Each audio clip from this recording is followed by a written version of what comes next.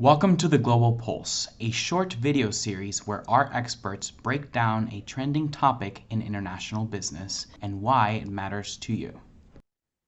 Talk about supply chain uncertainty and the automobile market, and specifically about the possible impact of copper tariffs as a case study on how these things work.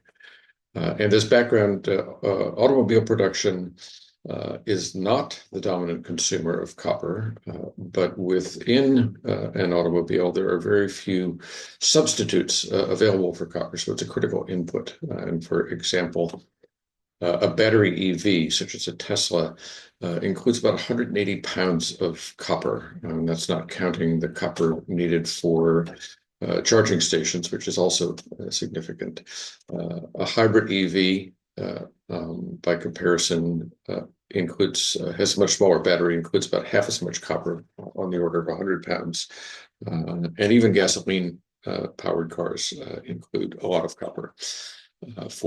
Especially for wiring and electronics.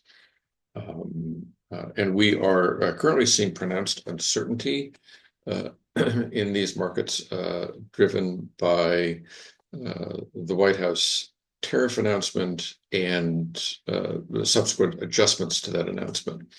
The Ford Motor CEO recently stated that if the auto tariffs go through, they could create billions of dollars in losses for the industry.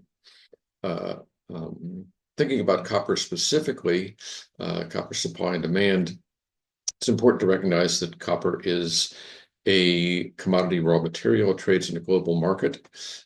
Demand for copper worldwide is driven mostly by industrial uses, especially the energy grid and construction. Transportation is a relatively small component of overall demand.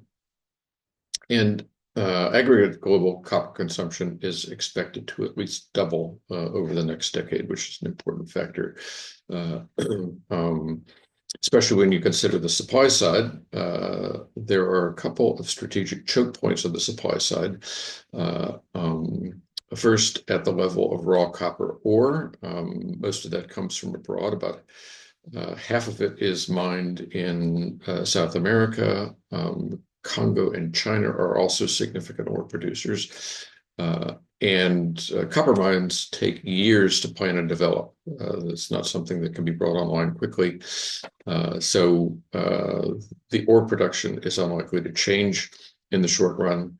And smelting capacity similarly is concentrated. About half of global copper smelting occurs in China. And the upshot is that the U.S. currently produces domestically only about half of the refined copper we consume. And again, that's unlikely to change in the short run. So we're looking at a critical strategic decision. Will the White House impose tariffs on copper? And if so, how large will they be? And so if we game this out a little bit, imagine that there is a significant copper tariff. One immediate impact would be to introduce a gap between global and domestic copper prices. So the U.S. copper price would go up because of the tariffs. On roughly the half of refined copper that we import. And that would put pressure on smaller manufacturers, especially those with narrow profit margins, using copper as an input to production. And at the extreme, the price differential would create incentives for example, copper smuggling, to buy copper cheaply on the global market and sell it at the higher U.S. price if you could sneak it across the border. Less nefariously, if we think about the automobile industry, the administration necessarily has to impose a tariff framework that's a very coarse rule set. And so, for example, they're working to avoid establishing a copper tariff that would stack on top of tariffs for other downstream products, such as cars and auto parts. And it's not immediately clear how you can do that effectively. So, for example, what does it mean to manufacture a car sold in the U.S.? If, for example, all the components are made in the U.S., but final assembly occurs in Canada before the car is brought back for sale to the final customer, is that car an import or is it not? And the